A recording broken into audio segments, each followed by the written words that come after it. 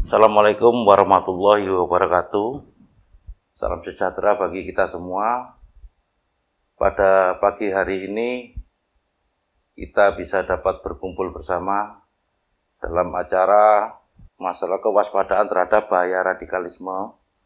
Sebelumnya saya ucapkan selamat pagi bagi para siswa baru SMK N1 Subo.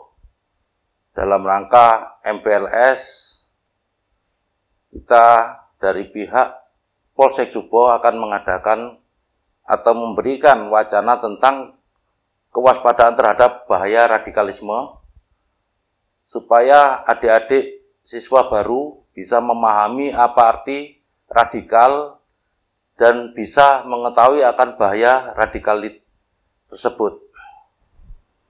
Jadi akan langsung kami sampaikan. Saya perkenalkan, nama saya adalah Nanang Muhammad Soleh, jabatan Kanit Binmas Polsek Subo. Saat ini akan memberikan pemaparan bagaimana kita menghadapi bahaya radikalisme. Jadi kita bisa langsung memulai tentang kewaspadaan terhadap bahaya radikalisme. Kita mengetahui bahwa saat ini banyak paham-paham yang tidak kita ketahui dan hanya kita mendengar apa radikalisme itu tersebut. Perlu saya jelaskan di sini, tidak perlu panjang lebar, yang penting mudah dipahami oleh para siswa baru, yaitu tema tersebut kewaspadaan terhadap bahaya radikalisme. Untuk selanjutnya kita memahami wilayah negara RI dulu, yaitu negara kita, negara Indonesia adalah negara kesatuan Republik Indonesia, adalah sebuah negara kepulauan yang berciri Nusantara dengan wilayah yang batas-batas dan hak-haknya ditetapkan dengan undang-undang sesuai dengan pasal 25A. Ini bisa dipelajari nanti ketika kalian selaku siswa baru mendapat pelajaran tentang geografi atau tentang Indonesia. Selanjutnya, mengenai bendera, bahasa, dan lambang negara serta lagu kebangsaan. Banyak generasi milenial ini tidak memahami bendera, bahasa, dan lambang negara serta lagu kebangsaan karena jiwa-jiwa patriotismenya sudah tergerus oleh budaya barat maupun budaya-budaya lain yang masuk di Indonesia. Jadi bendera negara Indonesia adalah sang merah putih sesuai dengan pasal 35. Bahasa Indonesia adalah bahasa negara adalah bahasa Indonesia sesuai dengan pasal 36. Lambang negara adalah Garuda Pancasila dengan semboyan Bhinneka Tunggal Ika sesuai dengan pasal 36A. Lagu kebangsaan kita adalah lagu Indonesia Raya. Perlu penjabaran bahwa negara kita, bendera kita adalah bendera yang diperjuangkan oleh para pahlawan kita, oleh pendahulu kita dengan pertumpahan darah melalui perjuangan-perjuangan dan peperangan. Jadi kita harus benar-benar menghormati bendera negara kita sendiri. Banyak prestasi-prestasi yang diukir oleh anak bangsa Indonesia dan mereka mengibarkan bendera kita di negara lain, itu adalah suatu kebanggaan dan harus bisa kita pertahankan. Bahasa negara kita adalah bahasa Indonesia. Kita pergunakan bahasa Indonesia sesuai dengan aturan yang sudah ada. Jangan dicampur adukan dengan bahasa-bahasa lain. Banyak sekarang anak muda sekarang tidak memahami bahasa Indonesia yang secara baik dan benar. Banyak tercampur oleh bahasa-bahasa gaul, sehingga merusak kesempurnaan dari bahasa Indonesia itu sendiri. Mari kita pertahankan bahasa kita, bahasa Indonesia dengan baik dan benar. Mengenai lambang negara kita semua sudah tahu, lambang negara kita adalah Garuda Pancasila dengan semboyan Bhinneka Tunggal Ika, yaitu berbeda-beda tetapi satu jua. Kenapa kita katakan Bhinneka Tunggal Ika? Karena kemerdekaan Indonesia didapat bukan hanya dari suku Jawa, suku Kalimantan, suku Madura, suku Sumatera, Sulawesi, tetapi semua suku kita bergerak bersama, tanpa memandang ras, tanpa memandang agama, tanpa memandang kekayaan. Semua sama-sama berjuang untuk kemerdekaan Indonesia. Maka dari itu Indonesia banyak terdiri dari suku-suku. Di dunia paling banyak suku adalah suku Indonesia. Dan dalam suku-suku itu kita mendapatkan wadah yaitu Bhinneka Tunggal Ika di dalam kesatuan Garuda Pancasila sebagai lambang negara kita. Sedangkan lagu kebangsaan kita adalah Indonesia Raya yang sering kita kumandangkan ketika kita upacara bendera setiap hari Senin. Tanamkan jiwa Indonesia Raya itu di dalam hati kita masing-masing. Tunjukkan kebanggaan kita terhadap lagu Indonesia Raya. Mungkin itu sedikit gambaran tentang bendera, bahasa, dan lambang negara serta lagu kebangsaan Indonesia. Untuk selanjutnya, kita membahas masalah kewaspadaan nasional. Apa yang dimaksud dengan kewaspadaan nasional?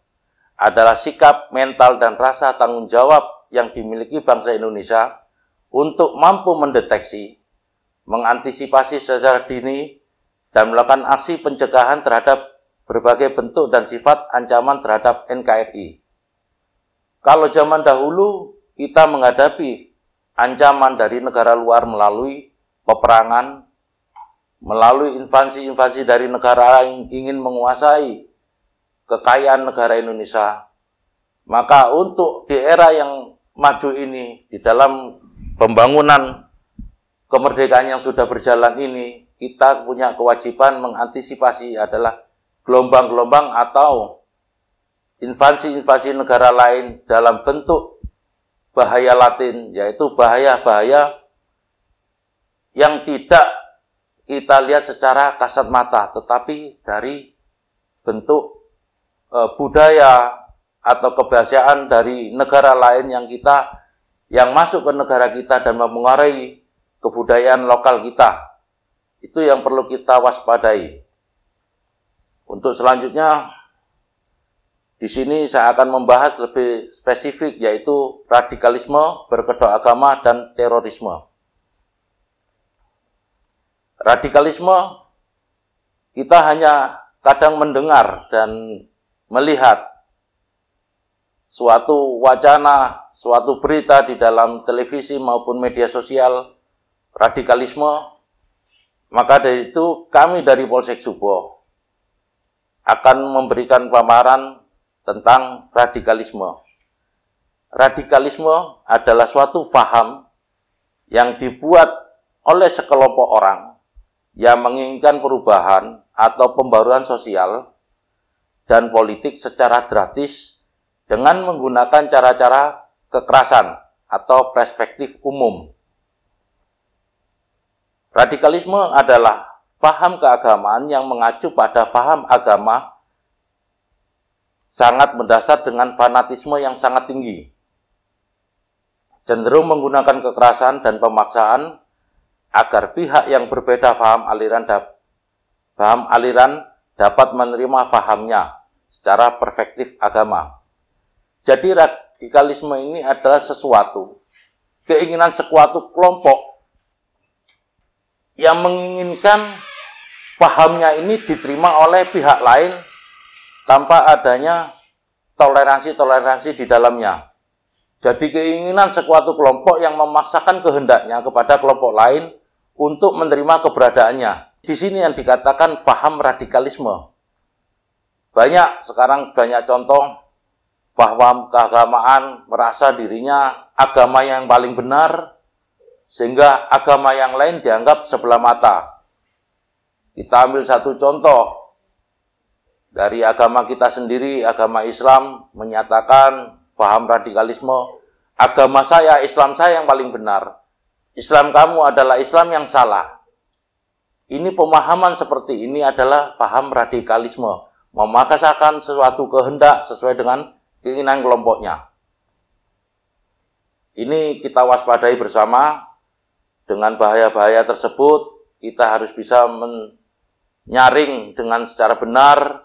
Kita bisa bertanya tentang keberadaan radikalisme tersebut kepada aparat keamanan, baik dari kepolisian, dari TNI, atau dari guru agama, kiai, kami persilakan bagi mahasiswa baru ini bisa menanyakan pada ustadznya, guru ngajinya tentang bahaya radikalisme ini.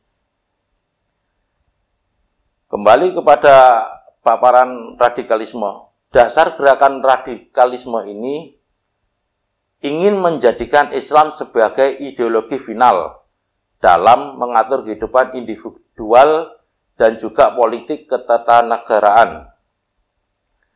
Apa yang dimaksud dengan menjadikan Islam sebagai ideologi final?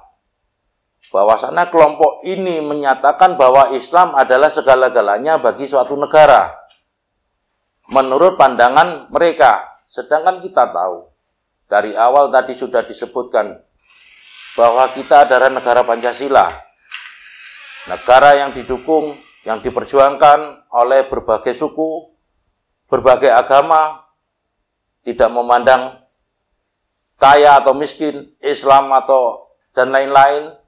Tapi kelompok ini ingin Islam adalah agama satu-satunya yang ada di Indonesia. Ini pemaksaan secara sepihak.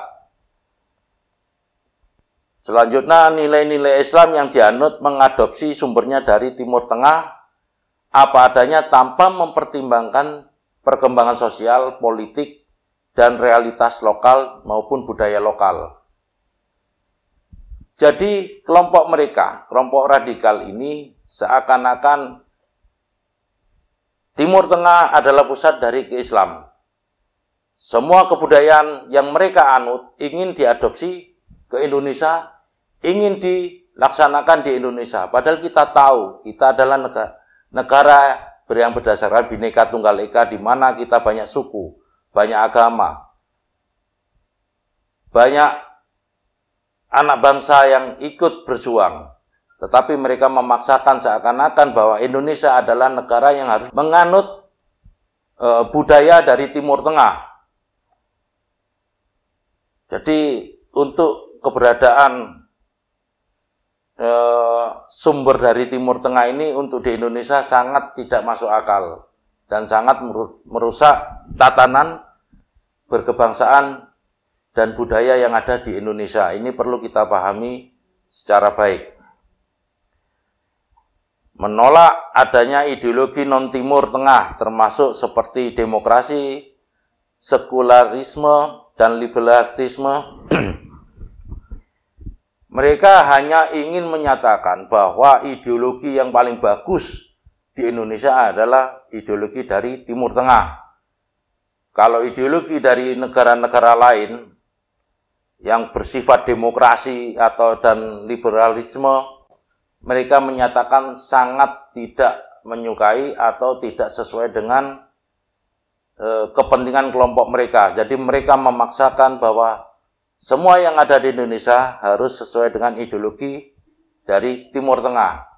Maka itu paham ini dipaksakan secara mutlak oleh mereka agar Indonesia berubah menjadi negara Islam tanpa memahami budaya atau kearifan lokal yang ada di Indonesia. Segala peraturan yang ditetapkan harus merujuk pada Al-Quran dan hadis. Dalam melaksanakan kegiatan sering berseberangan dengan masyarakat luas dan pemerintah. Jadi segala kegiatan dari paham radikal ini selalu bertentangan dengan keberadaan masyarakat di sekitar kita ataupun dengan pemerintahan negara Indonesia. Jadi kegiatan mereka hanya mengikuti aturan yang ada di Timur Tengah tanpa melihat kehidupan sosial yang ada di Indonesia yang meliputi kebudayaan maupun adat istiadat di Indonesia.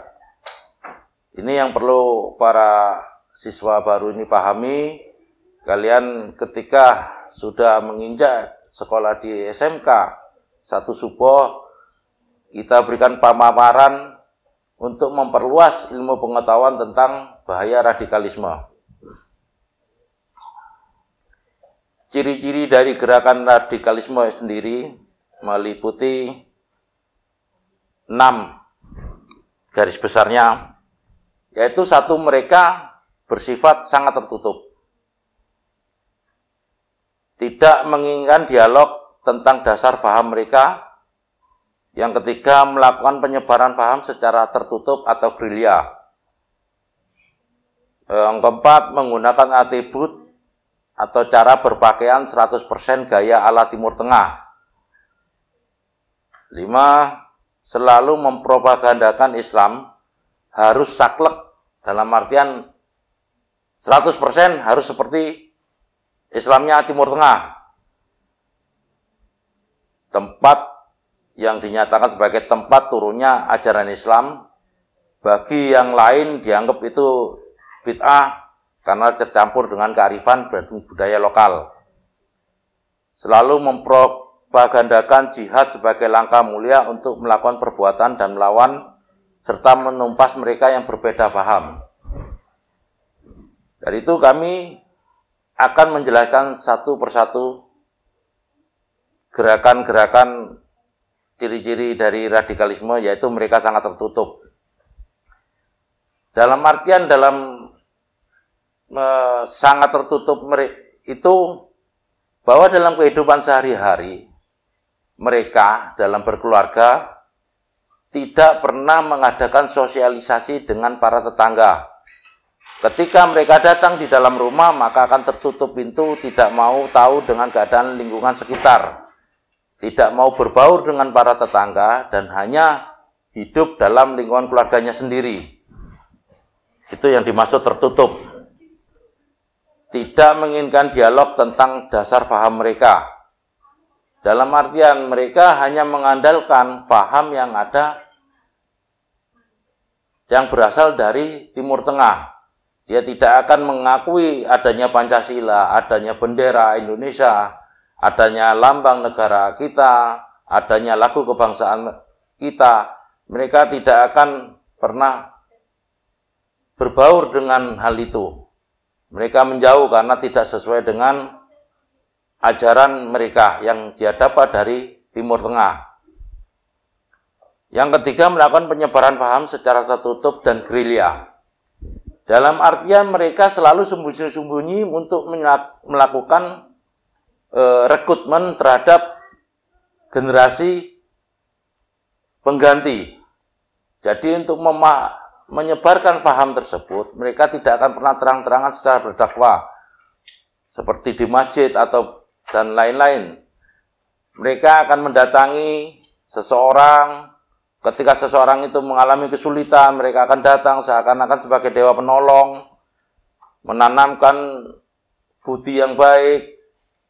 Tanpa kita sadari, mereka adalah memasukkan paham-paham yang sudah dia anut. Akhirnya orang tersebut bisa menjadi pengikutnya. Keempat, menggunakan atribut atau cara berpakaian 100% gaya dan ala Timur Tengah. Jadi mereka menyatakan bahwa pakaian yang harus digunakan oleh orang umat Islam adalah sesuai dengan pakaian yang digunakan oleh orang-orang dari Timur Tengah. Sedangkan kita tahu sendiri, ketika kita sholat, beribadah, kita menggunakan sarung, kita menggunakan kopiah, kita menggunakan baju muslim, sedangkan mereka memakai jubah, menggunakan celana cingkrang. Sehingga orang Indonesia yang punya kebudayaan kearifan lokal menggunakan sarung, maka dianggap bid'ah atau tidak sesuai dengan ajaran dari Timur Tengah. Selalu mempropagandakan Islam adalah yang mutlak seperti di Timur Tengah, sedang yang lain adalah bid'ah. Jadi Islam yang masuk ke Nusantara ini tidak hanya berdasarkan dari budaya Timur Tengah, tetapi Islam masuk ke Indonesia mengikuti budaya lokal, kearifan lokal yang ada di Indonesia. Seperti kita lihat para wali songo menggunakan syiar Islam, menggunakan kebudayaan-budayaan lokal yang saat itu masih sistem Hindunya sangat kental.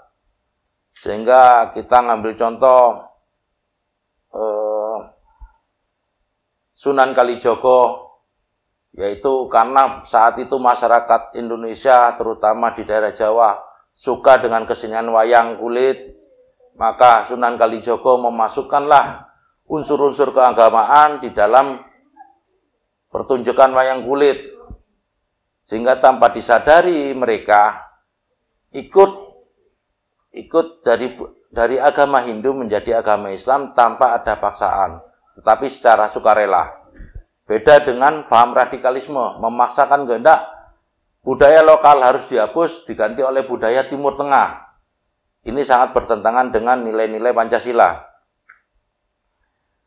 Selalu mempropagandakan jihad sebagai langkah yang mulia untuk melakukan perubahan dan melawan, menumpas mereka yang berbeda paham. Karena fanatisme terhadap agamanya yang menurut dia paling benar, maka dia akan memaksakan kehendak dengan segala cara. Satu contoh, adanya terorisme. Karena menganggap petugas yang ada di Indonesia tidak sesuai dengan ajaran Islam yang ada di Timur Tengah. Mereka memaksakan dengan teror, dengan peledakan bom, adanya perampokan, dengan alasan untuk pembiayaan jihad, bahwa jihad adalah satu-satunya untuk meraih surga. Ini langkah yang sangat keliru.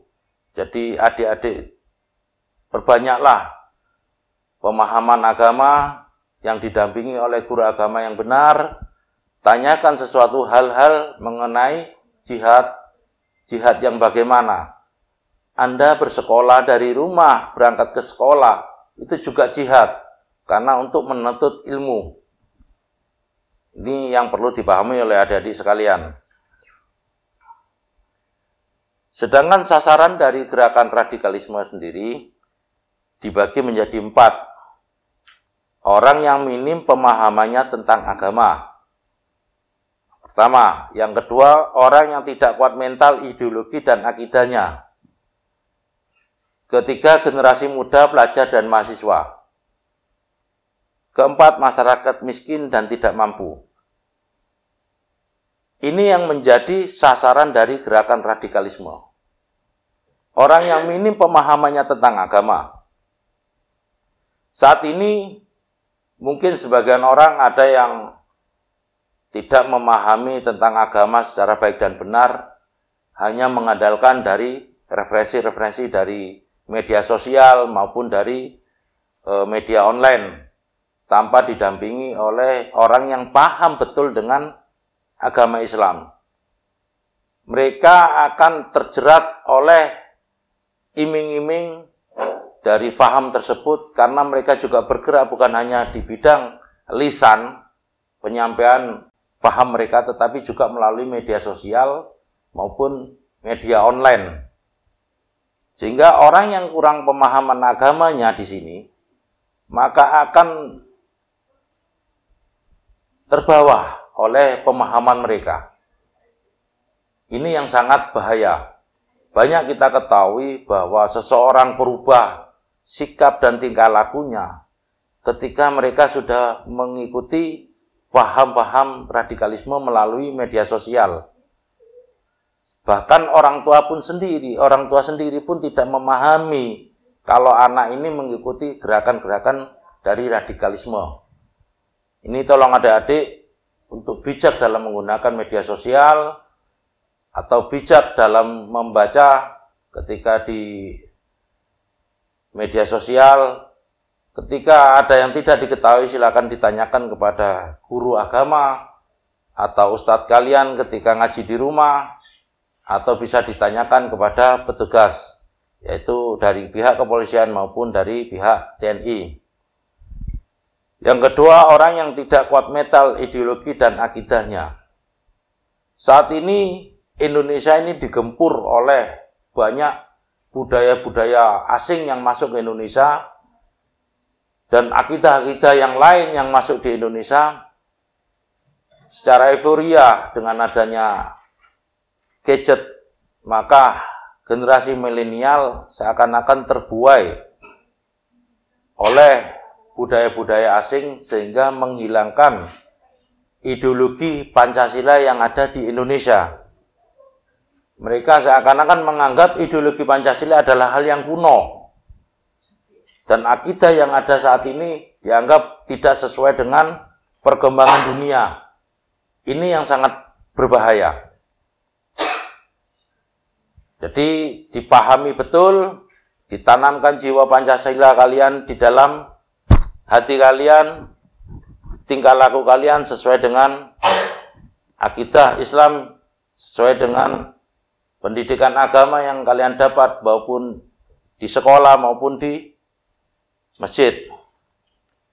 Generasi muda keempat ini sasarannya adalah generasi muda atau pelajar dan mahasiswa.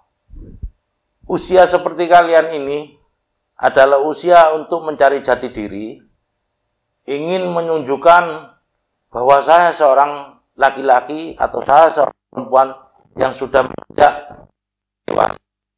Ingin pengetahuan kalian, ingin ketahuan kalian sangat besar. Rasa penasaran kalian sangat besar.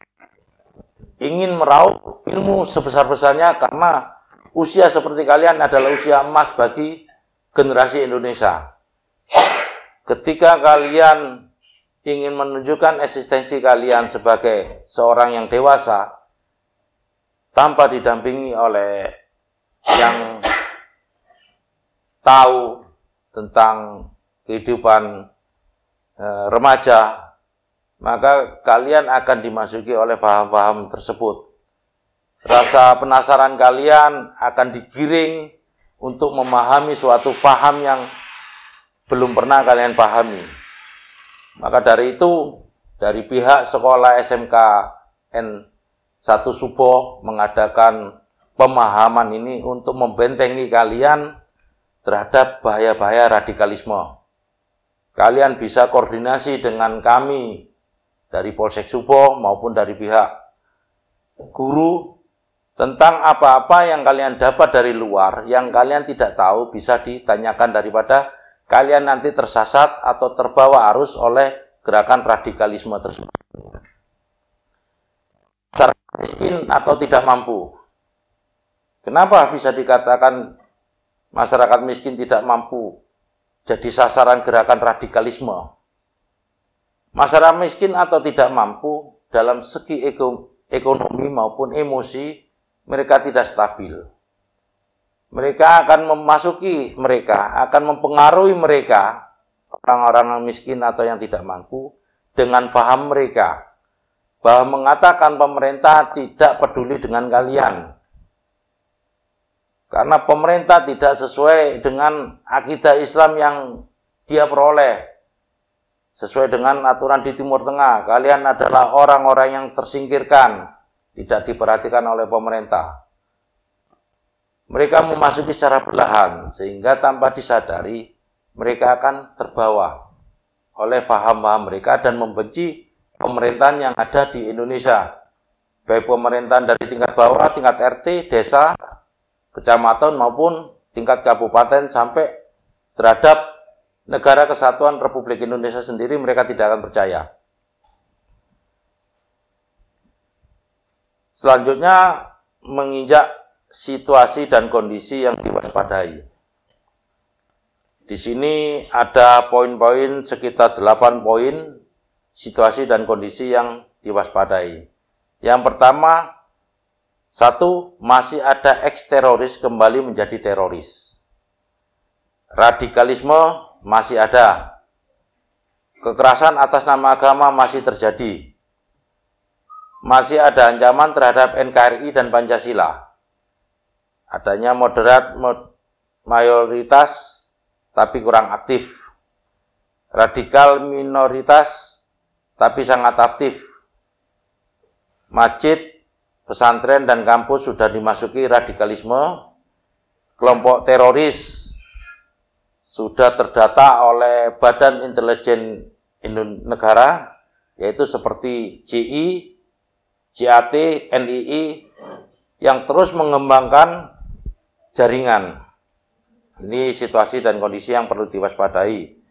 Kita tahu di media televisi bahwa terjadi penusukan terhadap aparat kepolisian ketika ditelusuri mereka adalah ex-teroris dan menjadi teroris kembali.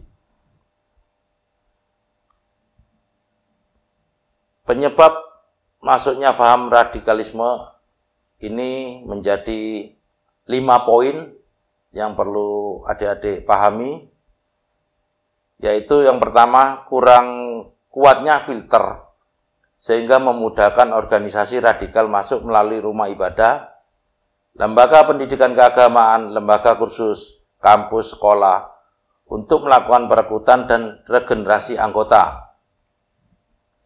Kurang kuatnya filter ini adalah salah satu kelemahan kita, sehingga mereka mudah masuk untuk menanamkan paham radikalisme, yaitu melalui rumah ibadah, lembaga pendidikan keagamaan seperti yang kita sebutkan tadi. Mereka membuka jaringan bukan hanya di tempat-tempat ibadah, tetapi tempat-tempat di mana komunitas anak muda kumpul. Mereka ikut berbaur. Mereka secara halus akan mengikuti pergerakan kita tanpa kita sadari bahwa mereka menyeret kita dalam ruang lingkup paham mereka. Ini yang perlu adik-adik ketahui. Jadi bahaya ini bukan hanya langsung berbentuk kekerasan, tetapi ikut berbaur pada komunitas kita. Dan secara halus menggiring kita ikut paham mereka, paham radikalisme ini. Penyebaran paham radikalisme secara konvensional dan digital, yaitu secara konvensional melalui ceramah-ceramah agama yang baik dilakukan di masjid, di tempat-tempat ibadah lainnya seperti di pondok pesantren maupun di pengajian-pengajian umum. Dan melalui digital, yaitu melalui YouTube, melalui media online, melalui WA, Instagram, dan yang lain-lain.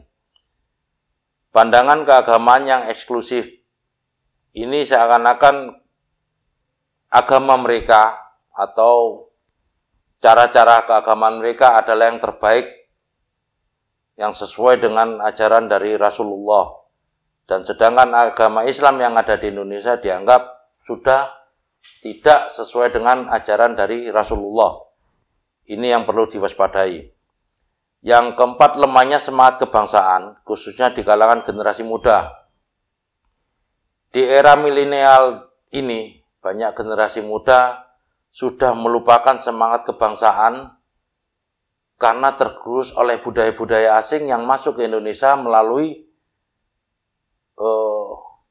budaya-budaya yang sangat jauh dari kebudayaan lokal Indonesia. Jadi banyak kita ketahui acara-acara yang sangat di luar kebiasaan yang dilakukan oleh bangsa Indonesia, tetapi generasi sekarang mengatakan bahwa kebudayaan yang ada di Indonesia ini sudah ketinggalan zaman, sehingga mengikuti gaya-gaya dan cara-cara kebudayaan asing yang mereka gunakan, sehingga semangat kebangsaan anak sekarang atau generasi milenial ini sangat berkurang sekali. Ketidakpedulian masyarakat, bahwasanya masyarakat sekarang ini sangat tidak peduli dengan masyarakat lainnya. Nilai-nilai toleransi yang ada di dalam adat dan istiadat bangsa Indonesia ini sudah luntur karena tergerus oleh kebudayaan asing. Mereka mengikuti cara-cara orang asing yang sangat tidak peduli dengan satu sama lainnya. Ini yang perlu kita waspadai. Selanjutnya, organisasi radikal yang perlu diwaspadai yang ada di Indonesia. 1.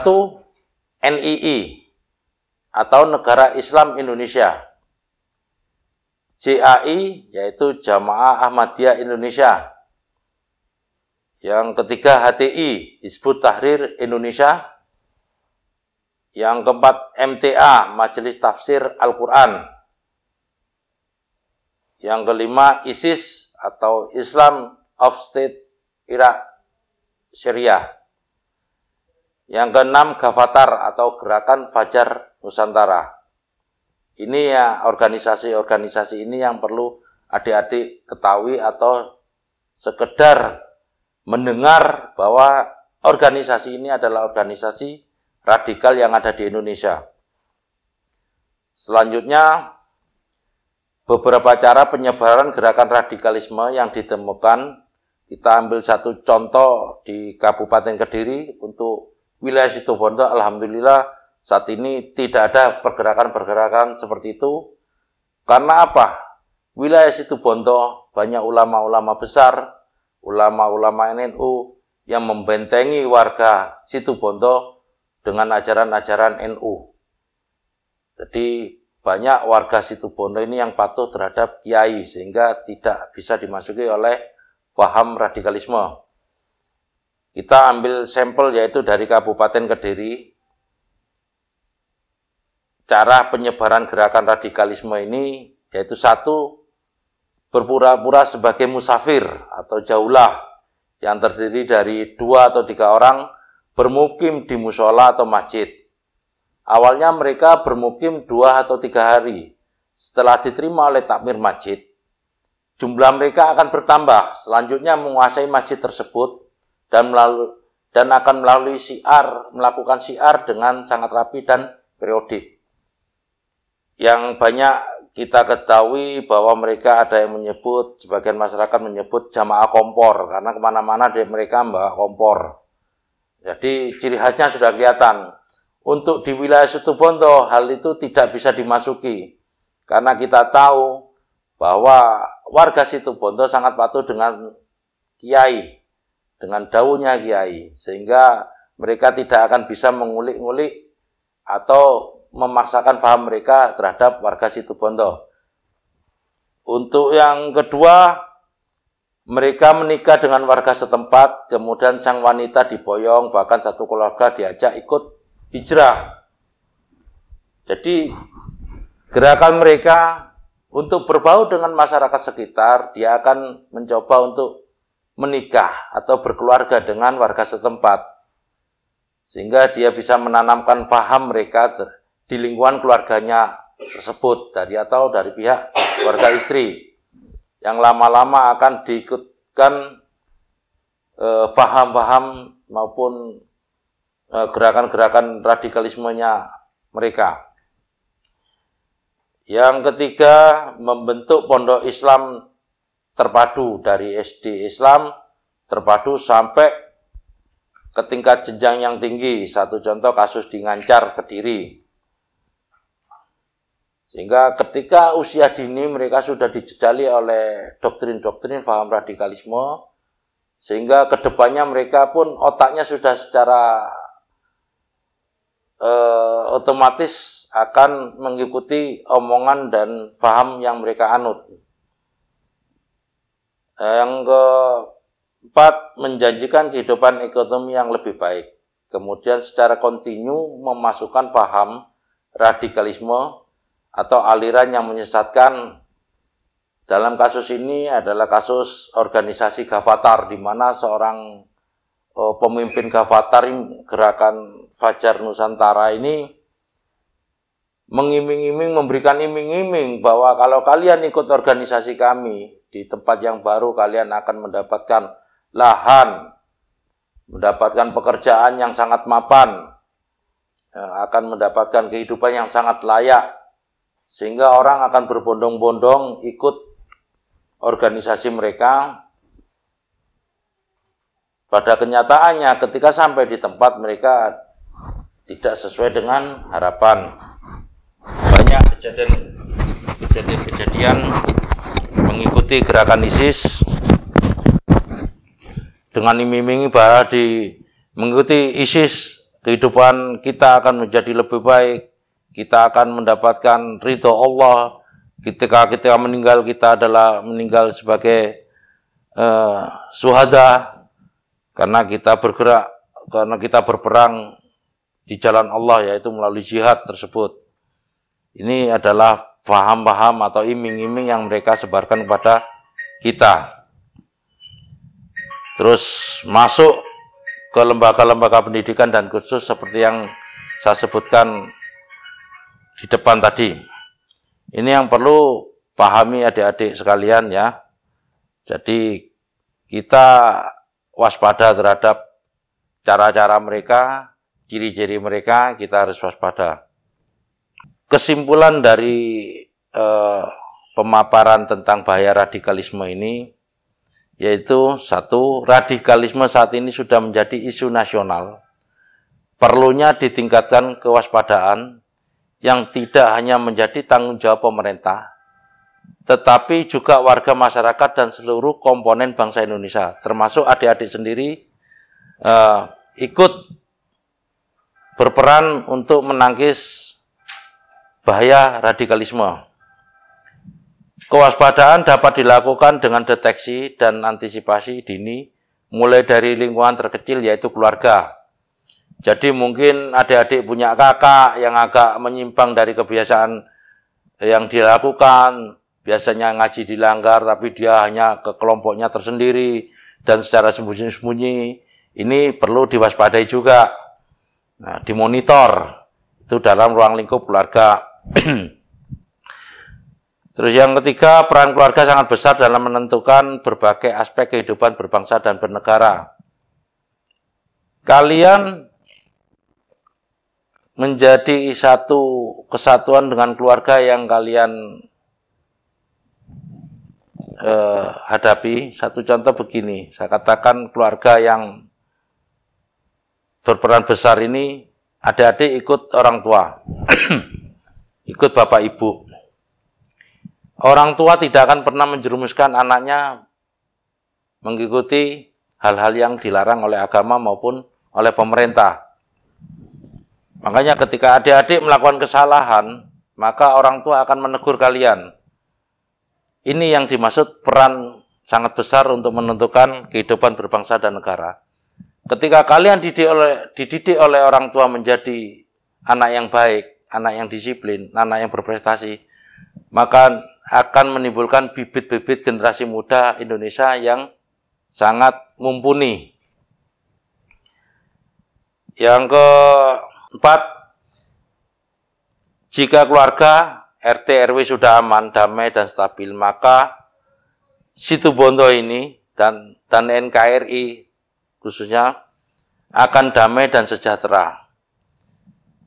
Ketika kita di keluarga sudah damai, di tingkat RT, desa, kecamatan maupun kabupaten ini damai, maka seluruhnya Indonesia akan damai dan sejahtera.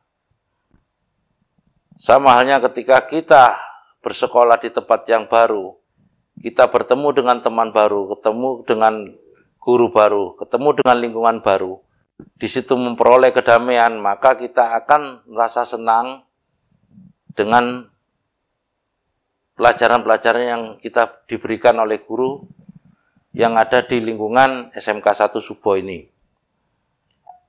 Budaya gotong royong adalah rohnya Pancasila. Sebagai ciri khas bangsa Indonesia harus dipertahankan dan digalakan.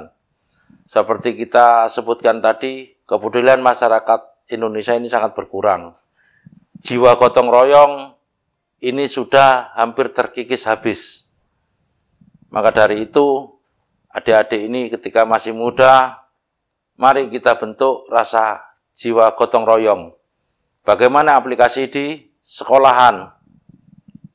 Apa yang diberikan tugas oleh guru, maka kita bisa bergerak bersama-sama melalui kelompok atau grup masing-masing siswa untuk menyelesaikan tugasnya.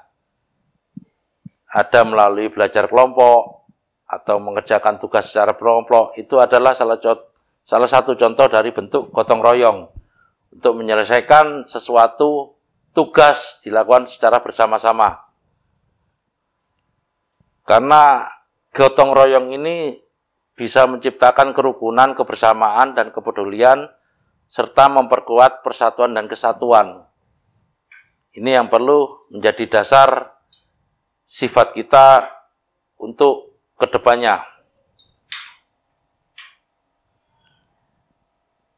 Untuk mencegah paham radikalisme ini, peran pemerintah dan tokoh agama ini sangat penting, yaitu satu, pengawasan, pembinaan, dan pencerahan, penguatan tentang ideologi. Sedangkan peran masyarakat umum, satu, pelajari agama akidah pada ahlinya yang benar.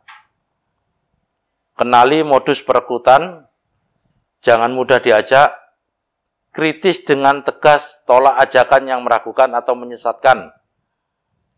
Tingkatkan kepedulian dan bangun komunikasi di lingkungan.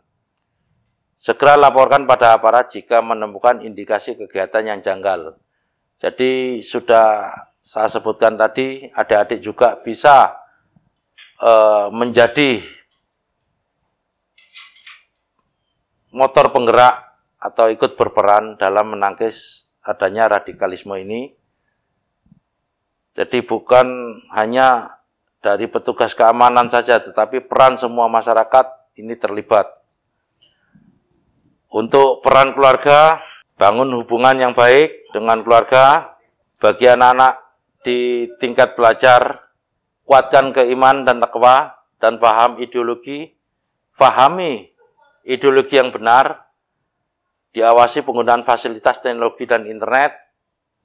Jadi adik-adik harus benar-benar memahami mana yang bermanfaat bagi adik-adik, mana yang tidak bermanfaat, atau hal-hal yang sangat berbahaya tentang radikalisme ini.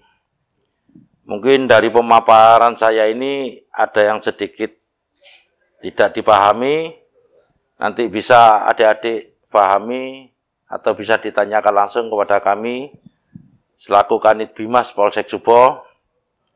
Mari kita berdoa untuk Indonesia, damailah Indonesia, damailah Situbondo. Terima kasih. Wassalamualaikum warahmatullahi wabarakatuh.